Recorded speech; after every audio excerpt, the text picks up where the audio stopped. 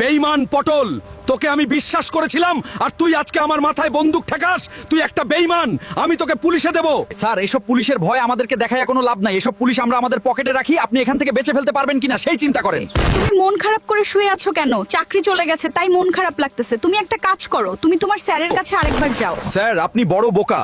আপনি আলুর মতো একজন সৎ কর্মচারীকে কোম্পানি থেকে বের করে দিয়েছেন। এটাও আমার একটা প্ল্যানের অংশ ছিল। আমি স্যারের কাছে আজকে কত বছর হলো চাকরি করি, কিন্তু স্যার আমাকে ভুল বুঝলো। আমার কাছে অনেক খারাপ লাগতেছে। স্যার, এত কথা বললেন না। ভালোই ভালোই এই কাগজে সাইন করেন এবং কোম্পানিটা আমাদের নামে লিখে দেন, আর না হয় আপনার জীবন দেন। ঠিক আছে, আমি তাহলে একবার ফ্যাক্টরিতে যাই, গিয়ে দেখি ওখানে কি অবস্থা। স্যারের সাথে দেখা করা সম্ভব হলে দেখা করে আসব। তুমি বাবুকে দেখো, আমি গেলাম। কি রে, তোরা কাজ বাদ দিয়ে বাইরে দাঁড়িয়ে আছিস কেন? বস কোথায় আর তোরা এখানে কেন? কি হয়েছে? বন্ধু, তোরে যেদিন এই কোম্পানি থেকে স্যার বের করে দিয়েছে সেদিন থেকে স্যারের মন অনেক খারাপ থাকে, এবং চেয়ারম্যান স্যার নতুন যে লোকটাকে এনেছে লোকটা একটুও ভালো না। আমি জানতাম এখানে স্যারের কোনো দোষ নেই, এখানে কঠিন একটা প্ল্যান চলতে আছে।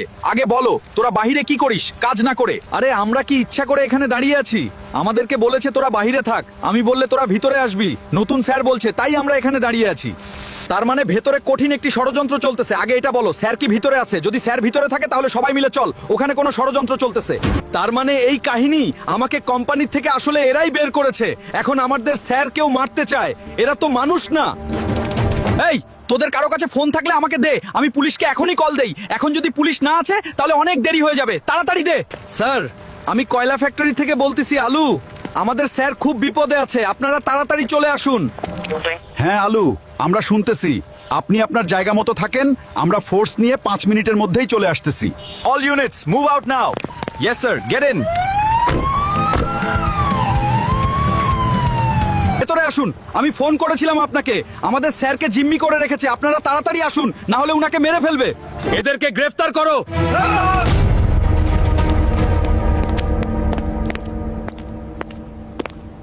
তোমাদেরকে অনেক অনেক ধন্যবাদ। তোমাদের কারণে আমি আজকে আমার জীবন ফিরে পেয়েছি, এবং আমার কোম্পানিটাও তোমরা না থাকলে সম্ভব হতো না। স্যার, এটা আমাদের কর্তব্য। আমরা এখানে কাজ করি, এই কোম্পানিটা আমাদের বাবা মায়ের মতো। এটা গোপন রাখা আমাদের পরম কর্তব্য। ঠিক আছে, এখন তোমরা সবাই বাইরে চলে যাও। শুধু আলু, তুমি একটু দাঁড়াও, তোমার সাথে আমার কথা আছে। আলু, তোমার সাথে আমি অনেক অন্যায় করেছি, আমাকে মাফ করে দাও, এবং আজ থেকে এই চেয়ারের দায়িত্ব তোমার। আমরা সবসময় ভুল মানুষের উপর বিশ্বাস করি, অথচ সঠিক মানুষটা চোখের সামনেই থাকে, কিন্তু আমরা তাকে কখনো চিনতে পারি না।